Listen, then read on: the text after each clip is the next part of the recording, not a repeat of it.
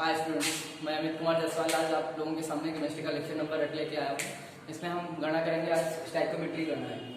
स्टैइकोमेट्री क्या है पहले उसके बारे में जानेंगे और फिर उसके आगे पढ़ना शुरू करेंगे। तो क्या होती है स्टैइकोमेट्री?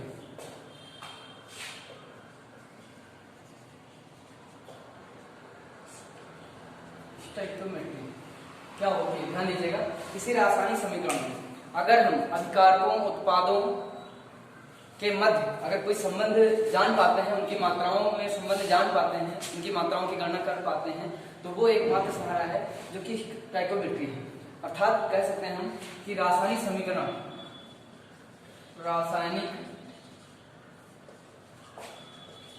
समीकरण में उत्पादों अभिकारकों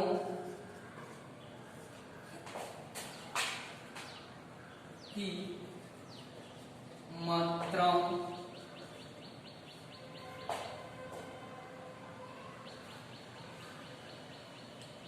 में संबंध स्टैइकोमेट्री कहलाती है। स्टैइकोमेट्री कहलाती है।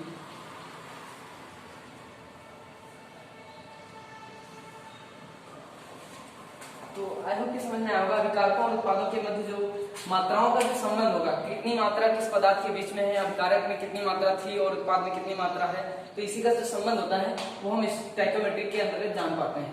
अब स्टैइकोमेट्री के अंतर्गत हमें पता करना है कि रासायनिक समीकरण होती क्या है।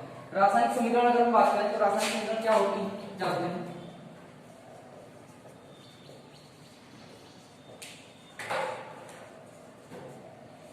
रासायनिक समीकरण क्या होता है?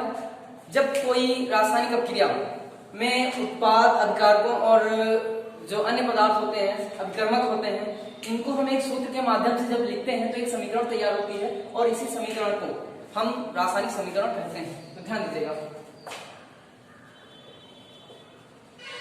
अभिकारकों उत्पादों को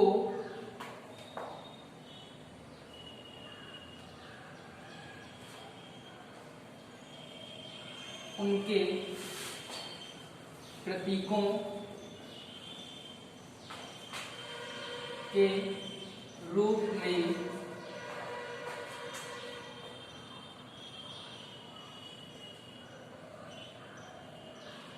रखने पर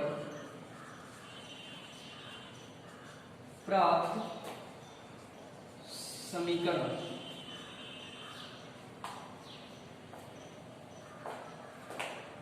रासायनिक समीकरण कहलाते हैं।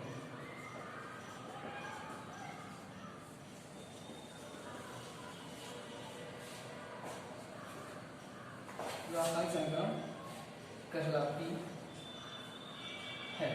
अभिकारकों उत्पादों को उनके प्रतीकों के रूप में जब हम एक समीकरण में व्यवस्थित करते हैं तो उस प्रकार से जो हमें समीकरण प्राप्त होती है उसे हम रासायनिक समीकरण कहते हैं। रासायनिक समीकरण में होते क्या हैं उनके बारे में जानिएगा। जैसे हम बात करें रासायनिक समीकरण जब हम लिख रहे हैं तो होता क्या क्या है इसमें।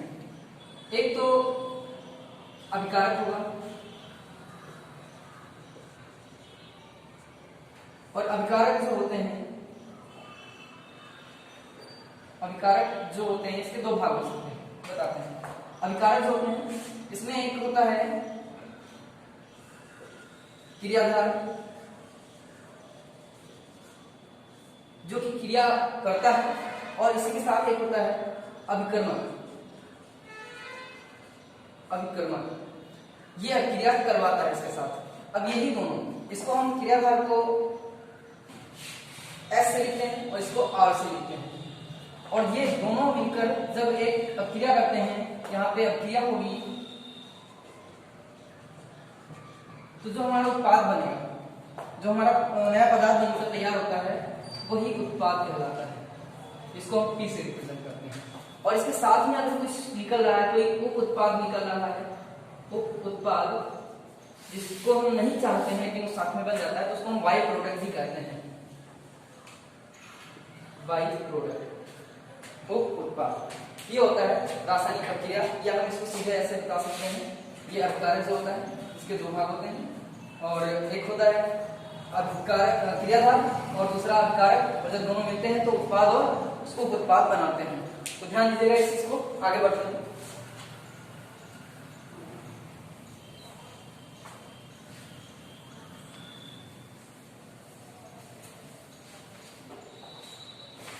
अगला इसके आगे टॉपिक हमारा हो जाएगा रासायनिक पदार्थों के सूत्र।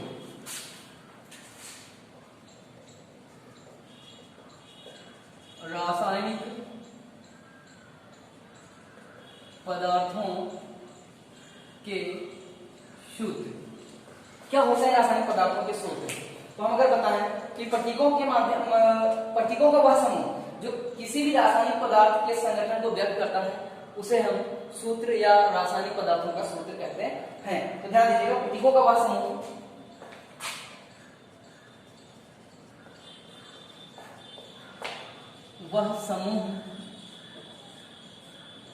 जो किसी प्रतीकों का वह समूह जो किसी रासायनिक पदार्थ के संगठन को व्यक्त करता है। रासायनिक पदार्थ के संघटन को व्यक्त करता है। रासायनिक पदार्थों का सूत्र या रासायनिक सूत्र कहलाता है। रासायनिक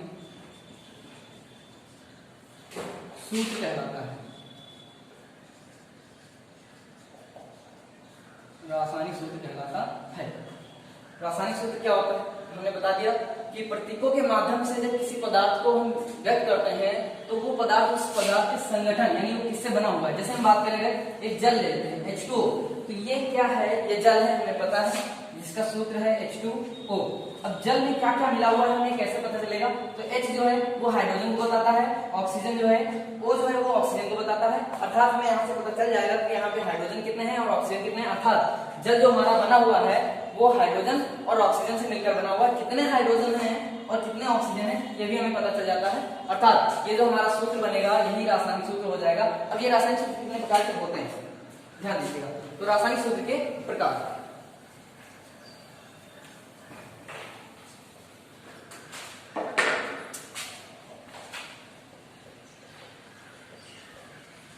रासायनिक सूत्र के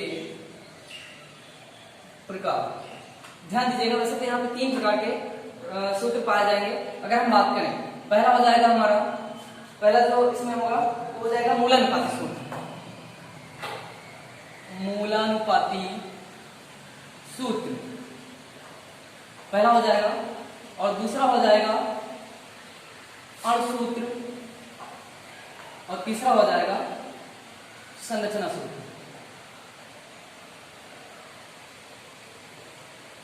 संरचना सूत्र क्या होते हैं? ये अणुसूत्र, मूलानुपाती सूत्र और संरचना सूत्र, इनके बारे में जानकारी करते हैं। तो ध्यान दीजिएगा, पहला हमारा हो जाएगा मूलानुपाती सूत्र।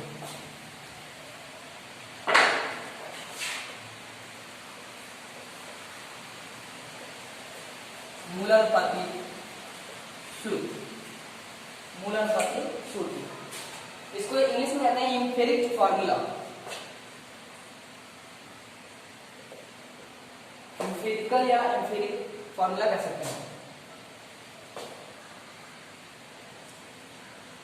क्या होता है ये एम्पिरिक फार्मूला या मूलानुपाती सूत्र?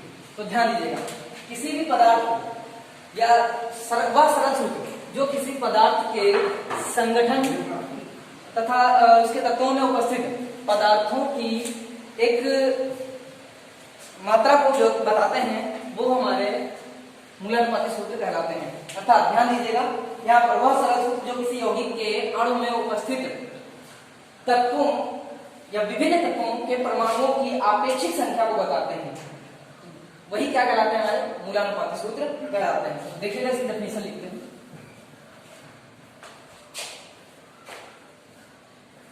वह सरल सूत्र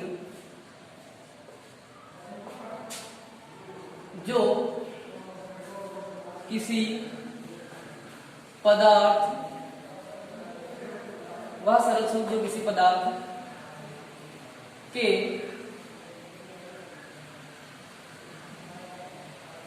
अणुओं में उपस्थित विभिन्न तत्वों के परमाणुओं की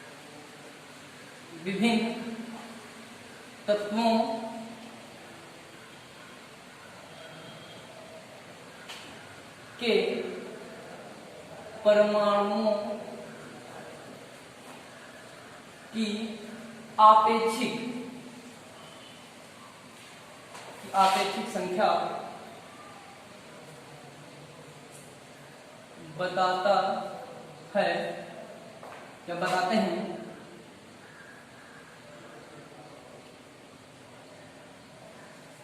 मूलानुपाती सूत्र कहलाते हैं।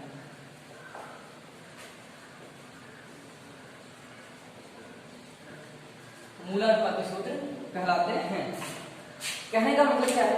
वह सरल सूत्र जो किसी पदार्थ के अणुओं में उपस्थित विभिन्न तत्वों के परमाणुओं की आपेक्षिक संख्या, यहाँ पर ध्यान दीजिएगा, परमाणुओं की आपेक्षिक संख्या किसमें है? तो विभिन्न तत्व हो सकते हैं, विभिन्न तत्वों के परमाणुओं की संख्या हो सकती है, और उसमें उपस्थित जो अणु होंगे, अणुओं में ही जो विभिन्न तत्व उपस्थित होंगे उनकी आपेक्षिक संख्या को बताएगा। जैसे एग्जाम्पल के तौर पर अगर हम ले लें जल, तो जल का अणुसूत्र क्या होता है और मूलानुपाती सूत्र क्या होता है, इसे हम बात करें। H2O, दूसरा ले NH3, ये है हमारे अणुसूत्र। अगर हम देखें तो यहाँ पे एक पदार्थ दिया गया है जिसका नाम है जल, और जल में अणुओं की संख्या, एक हमारा अणु, पूरा जल एक अणु है, और इसमें जो विभिन्न तत्व हैं, एक हाइड्रोजन है और एक ऑक्सीजन है, इनकी परमाणुओं की आपेक्षिक संख्या, परमाणुओं की आपेक्षिक संख्या, हाइड्रोजन कितने हैं यहाँ पर? 2 हैं, और जो ऑक्सीजन है वो 1 है, की आपेक्षिक संख्या को बताते हैं। यानी यहाँ पे 2 हाइड्रोजन है, एक मूलानुपाती सूत्र, जल के मूलानुपाती सूत्र में 2 हाइड्रोजन और 1 ऑक्सीजन होता है, ये हमारा मूलानुपाती सूत्र हो जाता है। यहीं पर अगर इसको देखें हम, N क्या है? हमारा 1 हाइड्रोजन नाइट्रोजन है, और यहीं पर अगर देखें तो हाइड्रोजनों की संख्या 3 है, ये हमारे मूलानुपाती सूत्र हो जाते हैं। यहीं पे कंफ्यूजन थोड़ा सा होता है कि अणुसूत्र क्या होते हैं। तो अगर हम बात करें 2H2O दिया गया है, तो यहाँ पर अणुसूत्र तो है, अणुसूत्र है, कितने हैं? तो हम अगर बात करें अणुसूत्र हमारा दिया गया है, इसमें 2H2O, 2 हाइड्रोजन है, सॉरी 4 हाइड्रोजन हो जाएंगे, 4 हाइड्रोजन और 2 ऑक्सीजन की संख्या हो जाएगी। तो ये हमारा अणुसूत्र हो जाएगा, और ये हमारा मूलानुपाती सूत्र हो जाएगा। कहने का मतलब क्या, ध्यान दीजिएगा। ये है हमारा एग्जाम्पल। अणुसूत्र से संबंधित अगली गणना हमारी होगी। मूलानुपाती सूत्र आपको समझ में आ गया होगा। जैसे H2O, ये हमारा एक मूलानुपाती सूत्र है। अगर हम कहें CO2, ये हमारा एक मूलानुपाती सूत्र है।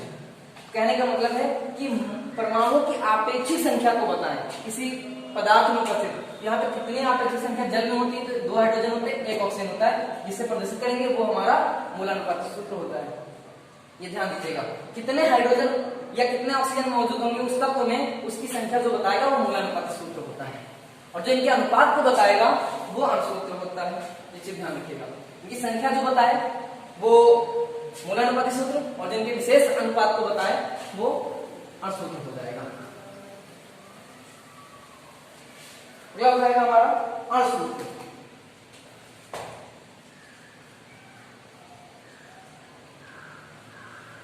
अणुसूत्र मॉलिक्यूलर फॉर्मूला।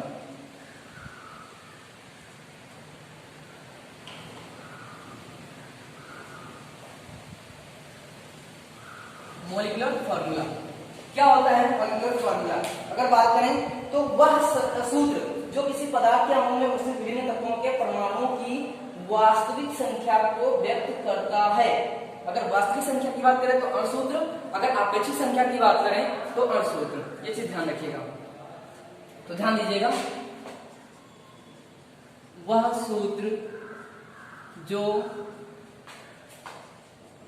पदार्थ के अणुओं में उपस्थित विभिन्न तत्वों के परमाणुओं की वास्तविक संख्या,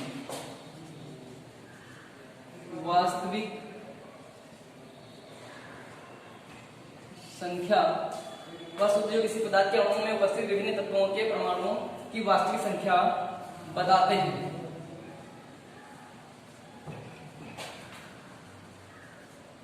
अणुसूत्र कहलाते हैं।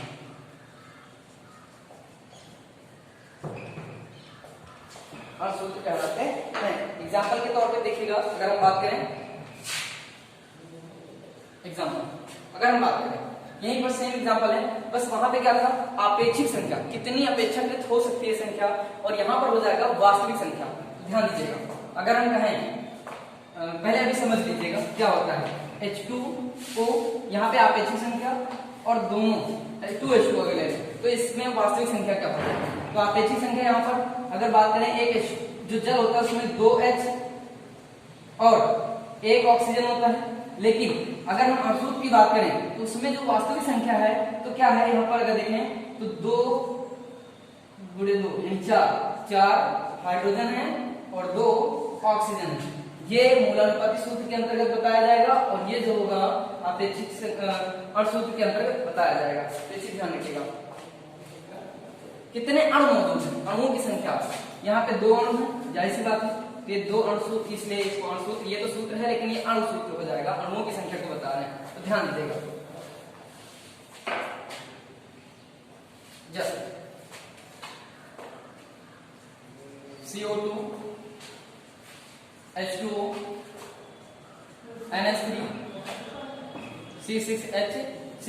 यहाँ पे अगर हम बात करें वास्तविक संख्या क्या होगी, तो वास्तविक संख्या इनमें कार्बन 6 है, यानी 6 कार्बन हो जाएंगे और हाइड्रोजन भी 6 हो जाएंगे। ये चीज ध्यान रखिएगा। जबकि इनका अनुपात, मूलानुपाती सूत्र अगर देखा जाए तो मूलानुपाती सूत्र इनका 1:1 ही होगा, अर्थात इसमें एक कार्बन है और एक हाइड्रोजन है, अनुपातिक रूप से देखा जाए तो आपेक्षिक संख्या की 1 और 1 है, यहाँ पर 6 और 6 यानी कि अणुसूत्र बता रहे हैं। तो इस चीज को ध्यान रखिएगा आप लोग। और ये NH3 भी आता है, H2 होता है, और साथ ही साथ अगर हम बताएं तो इसी के साथ पराक्साइड H2O2 भी आता है इसी के अंतर्गत। ये अणुसूत्र है। अब अणुसूत्र में कंफ्यूजन ये होता है, डेफिनेशन का अंतर है, अगर वास्तविक संख्या को बता रहे हैं तो वो अणुसूत्र होंगे, और अगर यहीं पर आपेक्षिक संख्या की बात की जाए तो आपेक्षिक संख्या मूलानुपाती सूत्र में होती है। और अणुसूत्र के लिए अगर हम बात करें, पदार्थ का अणुसूत्र कैसे ज्ञात किया जाता है, एक सूत्र है, उसको ध्यान दीजिएगा। पदार्थ का अणुसूत्र बराबर, पदार्थ का अणुसूत्र बराबर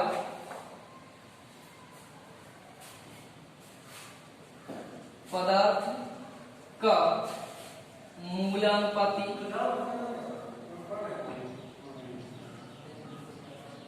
सूत्र होल ब्रैकेट 2 सफिक्स 2 कर सकते हैं। तो जहां पर सॉरी n जहां पर n बराबर क्या है, n की बात करें अगर n हमारा क्या है, तो n जो है पदार्थ का अणुभार है, जिस पदार्थ के लिए हमें निकालना है, और साथ ही साथ जो बटे में होगा, ध्यान दीजिएगा, n बराबर पदार्थ का अणुभार,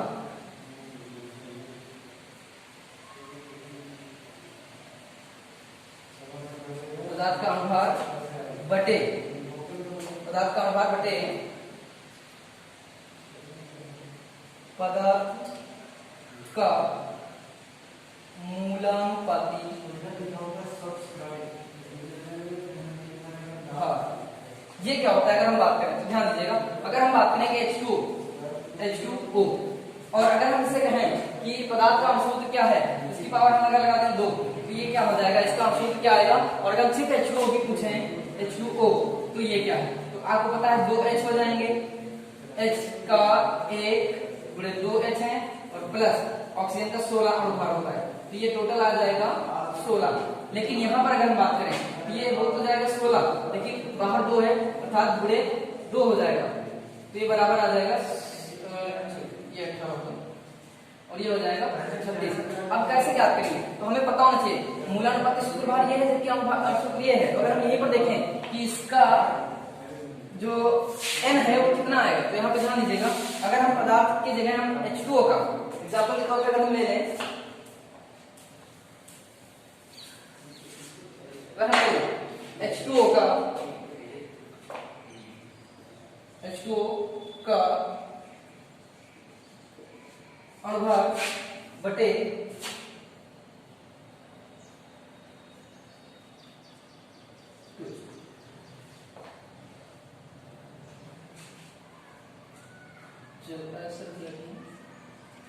और H2O का मूलानुपाती अनुपात बराबर, तो हमने आपको बताया H2O अगर 2 गुना है यानी ये यहाँ पर दिया गया है तो ये हो जाएगा 18 और गुणे 2 है इसलिए गुणे 2 बराबर ये 36 बटे में क्या है सिर्फ 18 तो 18, तो इसको हम काटेंगे तो 18 कम 18 बढ़ जाएगा, सीधे हम इसको यहाँ पे लिख सकते हैं 18 कम 18 ये आ जाएगा 2, यानी यहाँ पे n की संख्या कितनी है, तो हम यहाँ पे बता सकते हैं कि n की संख्या कितनी है। तो पदार्थ का मूलानुपाती सूत्र जो होगा उसमें अगर हम n लगा देंगे तो हमारा अणुसूत्र निकल के आ जाएगा। ये बात आपको समझ में आ गई। तो यहाँ पे आखिर कैसे आया, तो अगर हम पूछें कि क्या होता है मूलानुपाती सूत्र, अगर किसी पदार्थ का H2O दिया हुआ है, ये है मूलानुपाती सूत्र और इसकी संख्या अगर दे दी जाए 4 दी गई, तो इसका अणुसूत्र क्या होगा, तो आपको पता करना होगा इससे आप पता कर सकते हैं और बराबर आ जाएगा आपका 4H2O निकल के आएगा, कि ये चाहे आप यहाँ पे सफिक्स में लगा लो तो वैसे आ जाएगा या फिर इसको ऐसे निकाल सकते हो। आई होप ये समझ में आया होगा। आगे अगला हमारा हो जाएगा अगला फॉर्मूला, अगला जो अगले है वो संरचना सूत्र है। तो क्या होता है संरचना सूत्र, इसके बारे में देखते हैं।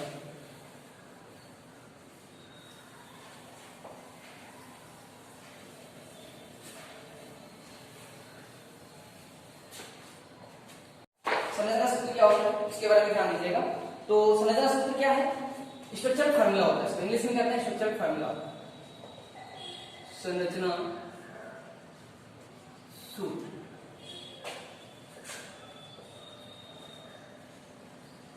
स्ट्रक्चरल फॉर्मूला क्या होता है इसके बारे में बताएं। तो अगर बात करें वह सूत्र जो किसी पदार्थ या अणु या यौगिक के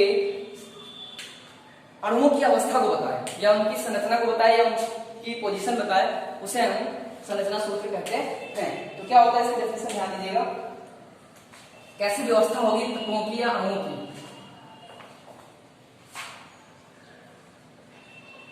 वह सूत्र जो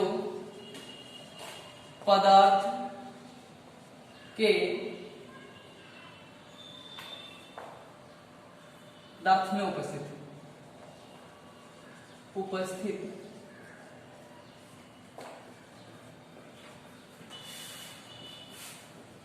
परमाणुओं की व्यवस्था बताते हैं। क्या कहलाते हैं, संरचना सूत्र कहलाते हैं। संरचना सूत्र कहलाते हैं। एग्जाम्पल के लिए अगर हम बात करें, जैसे H2O ही ले लेते हैं, H2O।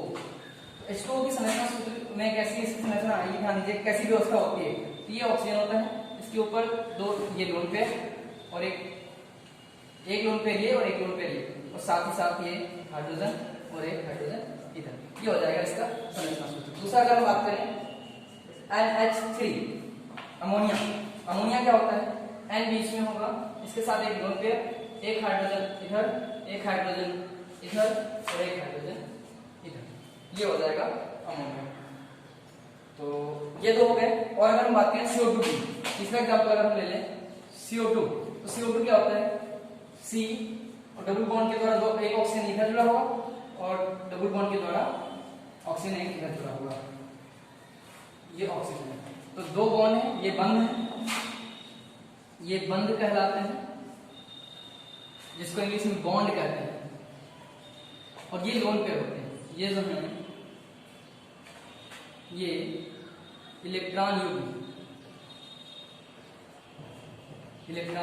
युग्म जोड़े का इलेक्ट्रॉन, या इसी को लोन किया गया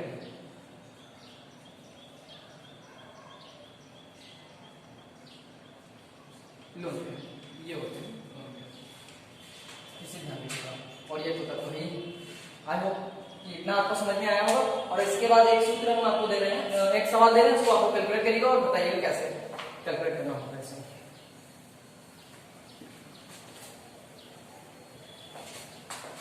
अगर आपसे कहा जाए मूलानुपाती सूत्र निकालें या सूत्र निकालें तो किस प्रकार से आप निकाल सकते हैं, तो मैंने बता दिया आपको मूलानुपाती सूत्र।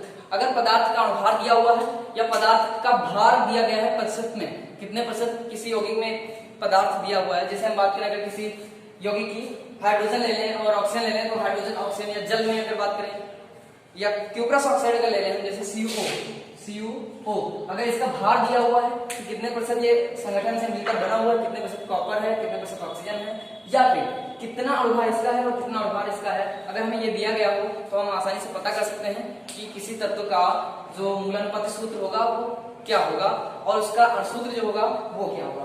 तो एक क्वेश्चन आपको दे रहे हैं, इसको सॉल्व करिए। फुल स्क्रीन पर ध्यान दीजिए बच्चों। अगर मूलानुपाती सूत्र ज्ञात करने का सूत्र क्या है हमने आपको बता दिया है। अब हम बात करते हैं कि मूलानुपाती सूत्र का एक एग्जांपल करके देखते हैं कैसे निकाला जाता है। तो ये एग्जांपल आपको दिया गया है, एक यौगिक में कैल्शियम जो है वो 36% है, क्लोरीन 64% है। यौगिक का मूलानुपाती सूत्र ज्ञात करना है, जबकि दिया गया है परमाणु भार कैल्शियम का कितना है 40 है और क्लोरीन का 35.5 है। तो हमें सॉल्व करना होगा। अगर सॉल्व करने के लिए हमें क्या क्या पता होना चाहिए, इसको पहले ये सारी आप समझिएगा, इसमें क्या क्या हमें लिखना होता है। तत्व लिखना है हमें, तत्व कौन कौन से दिए गए हैं, उसकी प्रतिशतता क्या दी गई है, ये प्रतिशत में दिया हुआ है, और परमाणुओं की आपेक्षिक संख्या कैसे निकालते हैं हमने अभी आपको फार्मूला बता दिया है, और परमाणुओं का सरल अनुपात कैसे निकालते हैं, इस चीज को अच्छे से समझिएगा और जानिएगा। तो ध्यान दीजिएगा, यहाँ पे तत्व कौन सा दिया गया है, पहला दिया गया है कैल्शियम और दूसरा दिया गया है क्लोरीन। अगर हम बात करें प्रतिशतता क्या है इसकी, तो प्रतिशतता इसकी आपको क्वेश्चन में दी गई हुई, कैल्शियम है 36% और जो क्लोरीन दिया गया है वो 64% है, 64%। अब हमें परमाणुओं की आपेक्षिक संख्या ज्ञात करनी है। तो आपेक्षिक संख्या ज्ञात करने का हमने सूत्र आपको बता दिया है। परमाणुओं की आपेक्षिक संख्या ज्ञात करने का सूत्र ध्यान दीजिएगा।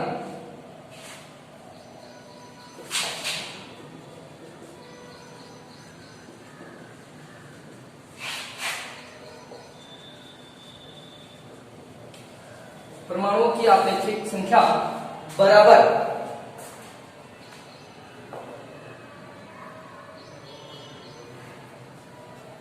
संघटन प्रतिशतता बटे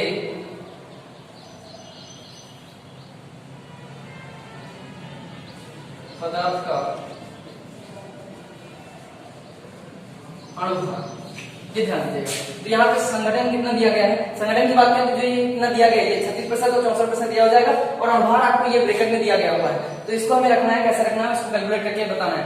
तो अगर हम बात करें क्लोरीन कितना दिया, सॉरी कैल्शियम कितना दिया गया है तो 36% है, और अगर बात करें इसका अणुभार कितना है तो इसको देखते रखें। कैल्शियम की आपेक्षिक संख्या कैसे निकालेंगे ध्यान दीजिएगा, प्रतिशतता इसके 36% और बटे इसका सूत्र है 40 बराबर। अगर इसका हम निकालें तो 0.9 आएगा, और इसको काट के देख लीजिएगा। और अगर हम इसे कैलकुलेट करें 0.9, हाँ, और अगर 64 को देखें, 64 कितना है 35.5 है, 64% है इसका, और इसका जो अणुभार है वो दिया गया है CaCl2। ध्यान दीजिएगा, कैल्शियम क्लोराइड जो Cl2 होता है ये Cl, क्योंकि CaCl2 के रूप में होता है, ध्यान दीजिएगा इस चीज को। कोई बात नहीं, अभी हमें नहीं पता है, लेकिन अणुभार इसका क्या दिया गया है उसको ध्यान दीजिएगा। इसका दिया है 35.5। अगर हम इसको कैलकुलेट करें तो लगभग कितना आएगा, तो इसका मान लगभग आ जाएगा आपका, देखिएगा 1.8 समथिंग आएगा, 80 या कह सकते हैं 1.8। अब हमें इसको देखना क्या है, करना क्या है उसको ध्यान दीजिएगा। ये हो जाएगी आपेक्षिक संख्या, जब आप इस दोनों का भागफल निकालोगे तो जो हमारा आएगा वो आपेक्षिक संख्या होगी। अब हमें परमाणुओं का सरल अनुपात निकालना है, कैसे निकालते हैं इसको ध्यान दीजिएगा। तो इन जो इनकी आपेक्षिक संख्या आई है, पहले हम इसको रखेंगे ऊपर, आपेक्षिक संख्या क्या है इसकी, तो 0.90 ये है कैल्शियम की आपेक्षिक संख्या। और अगर हम बात करें क्लोरीन की कितनी है, तो क्लोरीन की है 1.80। अब हमें करना क्या है, इसको निकालने के लिए हमें उस संख्या से भाग देना है जो इसमें अपेक्षित संख्या में सबसे छोटी हो।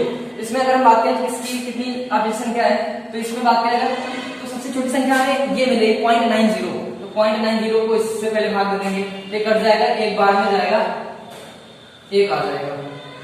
और अगर इसको हम भाग देना चाहें इसको, तो उसी छोटी, मैंने कहा ना कि इस तरफ जो सबसे छोटी अपेक्षित संख्या आई हुई है उससे भाग देना है इस अपेक्षित संख्या को, यानी इस वाले को अगर हमें भाग देना है तो कैसे अपेक्षित सरल अनुपात प्राप्त करेंगे, तो इसको भी इसी की सबसे छोटी संख्या से, इसको इससे, यानी यहाँ पे हमारी सबसे छोटी संख्या यहाँ बता देते हैं, सबसे छोटी संख्या कौन सी होगी, अपेक्षित संख्या। अपेक्षित संख्या कह सकते हैं, अपेक्षित संख्या जो सबसे छोटी अपेक्षित संख्या कितनी है, तो 0.90 है। अब इसी से हम भाग देंगे, यानी कहने का मतलब एक बार समझिए इसको क्या है। अगर हम बात करें कि अपेक्षित संख्या कितनी है, ये कैल्शियम की 0.90, और अगर पूछे क्लोरीन की कितनी है तो 1.80। अब इसको भाग दे देना है दोनों को, इससे भाग देना है, तो जो सबसे छोटी अपेक्षित संख्या आई है तो यहाँ पे 0.90, तो ये कट जाएगा, एक आ जाएगा, और यहाँ पर ये भी 0.90, इसको काटेंगे तो क्योंकि 0 से 0 हमारा कट जाएगा, कोई बात नहीं, पॉइंट नोट आएंगे, हट जाएगा, 9 और 18 बचा, 18/9, इसको काटेंगे 9 × 9 = 18, अर्थात ये 2 आ जाएगा। तो जब 2 आएगा तो इसका अनुपात, अगर हम बात करें इसका सरल अनुपात क्या है, तो यहाँ मूलानुपात सूत्र, इसको मिटा दें, मूलानुपात सूत्र हमारा क्या है, पदार्थ का मूलानुपाती सूत्र बराबर कितना आया हुआ है, तो एक कैल्शियम है, कैल्शियम बराबर 1 है, और क्लोरीन हमारे 2 हैं, क्लोरीन 2 है। अगर इसे मिला के एक सूत्र बनाएं तो हमारा जो सूत्र बन जाएगा मूलानुपाती सूत्र Ca और 2 Cl इसलिए Cl2, ये हमारा है कैल्शियम क्लोराइड। आई होप कि आपको ये निकालना आया होगा, और ये लेक्चर आज का यहीं पे एंड होता है, और ये चैप्टर भी यहीं पर एंड हो रहा है। और बात करें अगर कि अगला जो हमारा टॉपिक कौन सा होगा, तो परमाणु के मॉडल, जो हमें कि डाल्टन हम पढ़ चुके हैं इस चैप्टर में, परमाणु के अन्य जितने भी मॉडल हैं, इलेक्ट्रॉन, प्रोटॉन, न्यूट्रॉन और परमाणुओं के बारे में जो भी पढ़ना है हम अगले लेक्चर में और नए चैप्टर के साथ में पढ़ेंगे। तो आई होप ये वीडियो समझ में आई होगी। Thank you.